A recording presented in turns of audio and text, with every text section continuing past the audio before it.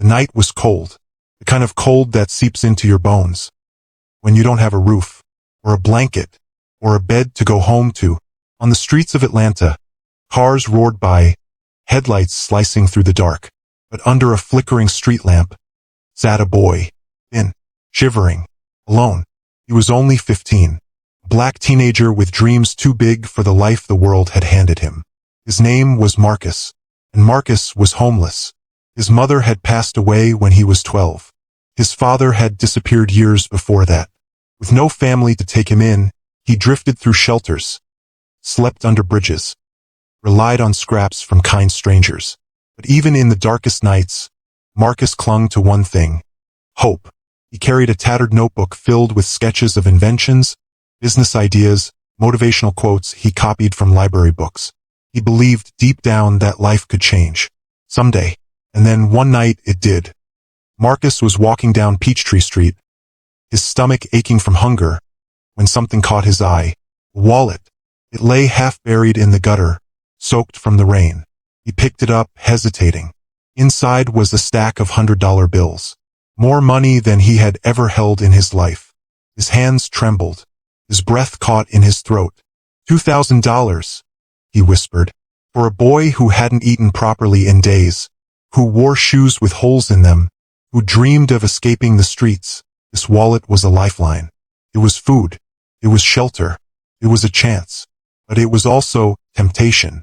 Because next to the money was an ID card. A man's face. A home address. Marcus stood frozen. The city buzzed around him, but inside his chest, a war raged. Keep it and escape hunger. Return it and stay broke. Most people would have walked away. Some might have called it fate. But Marcus, he saw something else. A test. He walked for miles, wallet in his pocket, until he reached the address on the ID. It was a mansion. Gates taller than the boy himself. Cameras blinking red. He swallowed hard. He didn't belong here. He was invisible in this world of wealth.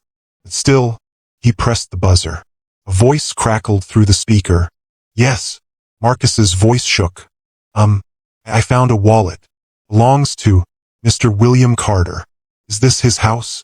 Silence. Then the gates opened. Moments later, a tall man in a tailored suit appeared at the door. His eyes scanned Marcus. Dirty clothes, worn sneakers, thin frame. He frowned. You found this? He asked. Marcus nodded, holding out the wallet. It was on the street. I didn't take anything. It's all there. Mr. Carter flipped it open, counting quickly. His jaw tightened. You're right. Every dollar's here.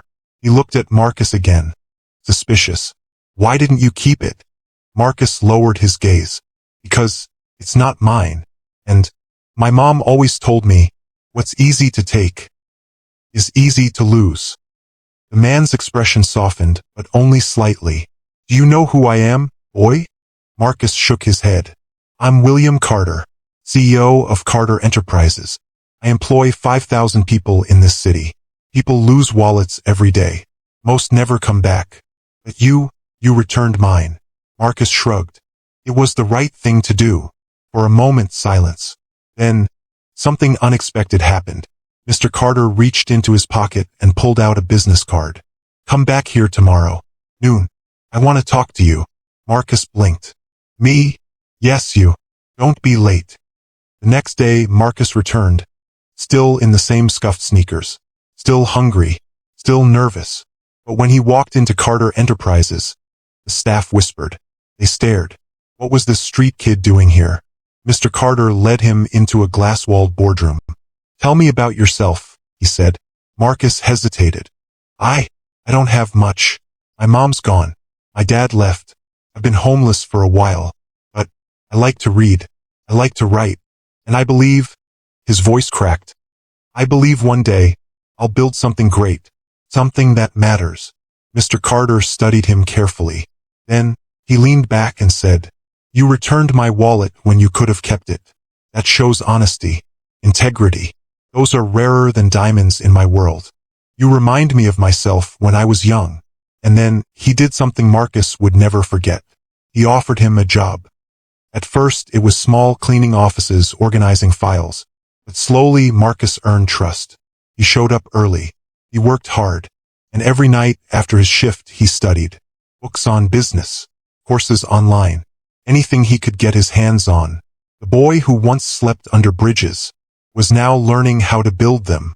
Months turned into years.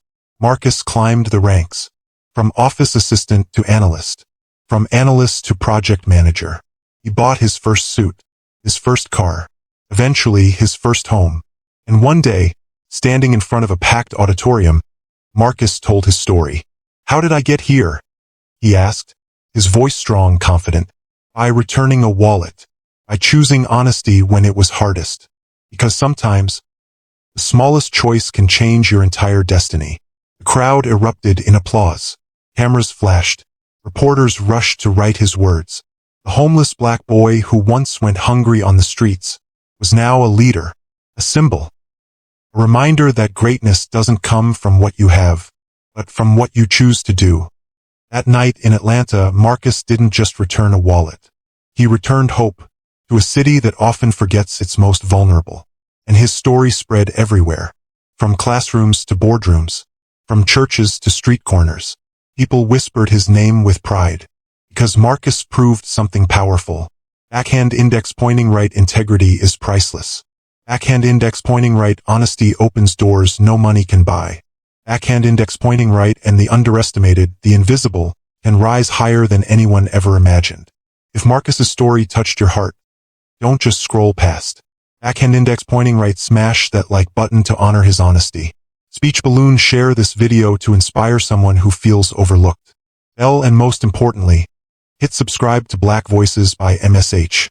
Because on this channel, we bring you stories that remind the world, from the streets to the spotlight, from brokenness to brilliance. Black voices matter. Stay inspired. Stay unstoppable. This is Black Voices by MSH, and we'll see you in the next story.